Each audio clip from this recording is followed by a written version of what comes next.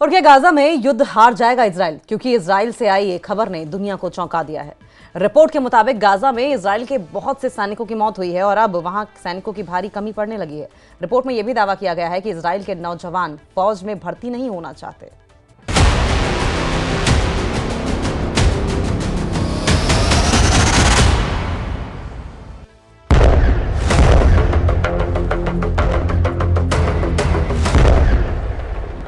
Israel में भाड़े के सैनिकों की भर्ती।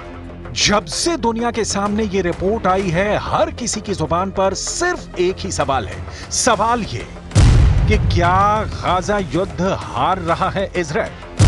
क्या हिजबुल्लाह के हमलों से कमजोर पड़ गया है इजरायल? क्या इजरायल में लोगों की इतनी कमी हो गई है कि भाड़े के सैनिकों से इजरायल ने भर्ती अभियान छेड़ दिया है? क्या ईरान के मिलिशिया ने नेतन्याहू को घेर लिया है?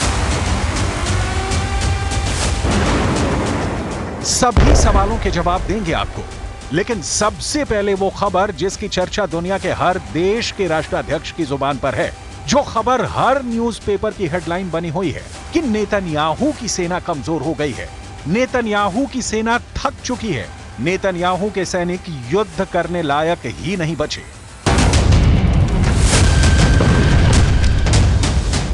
7 अक्टूबर 2023 यही वो तारीख थी जब गाजा में हमास को खत्म करने का ऐलान नेतन्याहू ने किया था।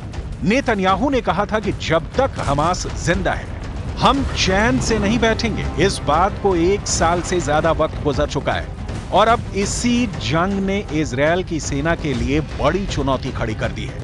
गाजा में भारी बमबारी के बाद भी हमास को न हरा पाने के बाद अब इजरायल सैनिकों की कमी से जूझने लगा है। रिपोर्ट्स के मुताबिक इस कमी को पूरा करने के लिए इजरायल ने भाड़े के सैनिकों को अपनी सेना में भर्ती करने की तैयारी कर ली है।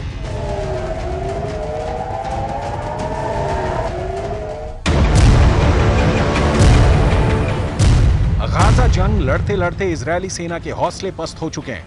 अरब मीडिया की रिपोर्ट्स के मुताबिक कई इजरायली सैनिक जंग के मैदान से भागने लगे हैं। इजरायल की रिजर्व सेना ने भी जंग का हिस्सा बनने से इनकार कर दिया है। इसलिए अब इजरायल अपनी सेना में विदेशी लड़ाके भी भर्ती करने लगा है और इसके लिए वो लड़ाकों को कई तरह के लालच भी दे रहा है।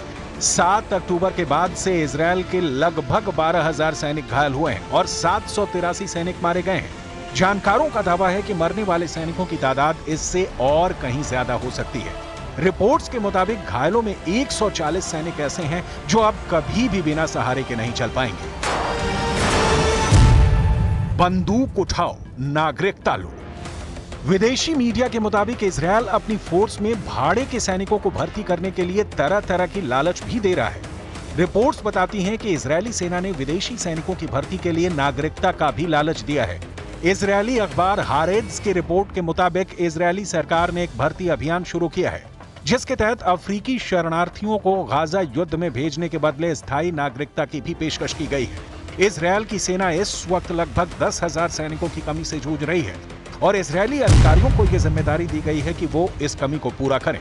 इजरायली अधिकारी ऐसे शरणार्थियों की पहचान करेंगे और उन्हें सेना में भर्ती करेंगे। इजरायली सेना और आंतरिक मंत्रालय की ओर से इन शरणार्थियों को जंग की ट्रेनिंग दी जाएगी। इसके अलावा विदेशों से भी लड़ाकों को भर्ती किया जा रहा है।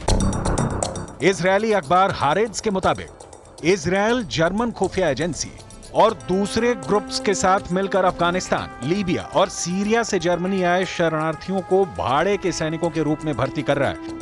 इसके बदले उन्हें इजरायल की फास्ट ट्रैक नागरिकता और 4,000 से 5,000 यूरो प्रति माह वेतन की पेशकश की गई है। वहीं यूरोप से भी इजरायल अमेरिका की मिलिट्री कंपनी ब्लैक वाटर की मदद से लड़ाके भर्ती कर रहा है।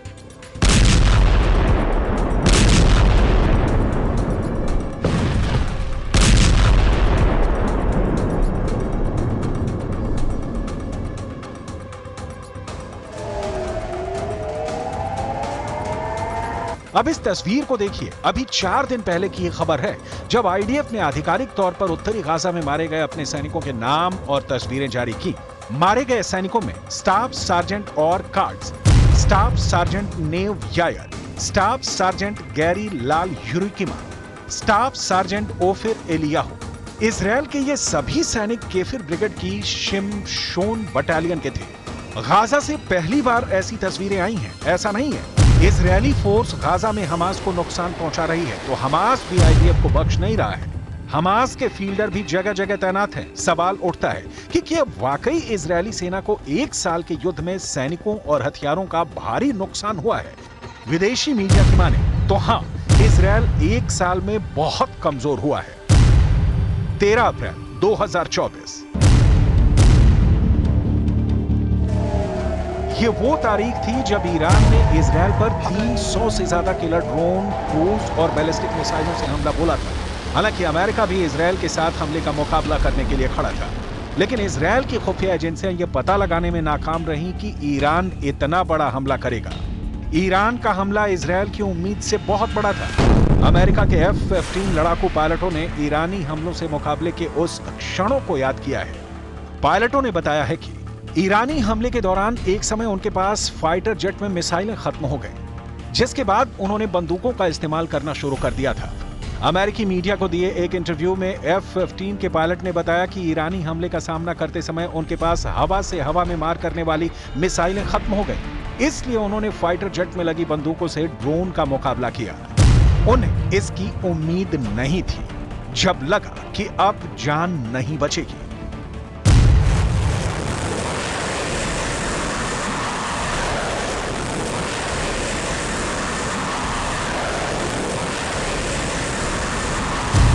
अमेरिकन पायलट्स के मुताबिक खतरनाक रूप से कम ऊंचाई पर उड़ते हुए पूरी तरह अंधेरे में विमान की बंदूक से ईरानी ड्रोन को गिराने की कोशिश की, जो बहुत मुश्किल से दिखाई दे रहे थे। ये पूरी तरह से अंधेरे में पायलटों के लिए खतरनाक कोशिश थी, लेकिन फिर भी हम ईरानी ड्रोन को गिराने में नाकाम रहे। अब एक बार फिर ईरान इजरायल पर हमले की तैयारी में लगा हुआ है और बार बार ईरानी जनरल कह रहे हैं कि इस हमले को इजरायल की पुश्तें भी याद रखेंगी।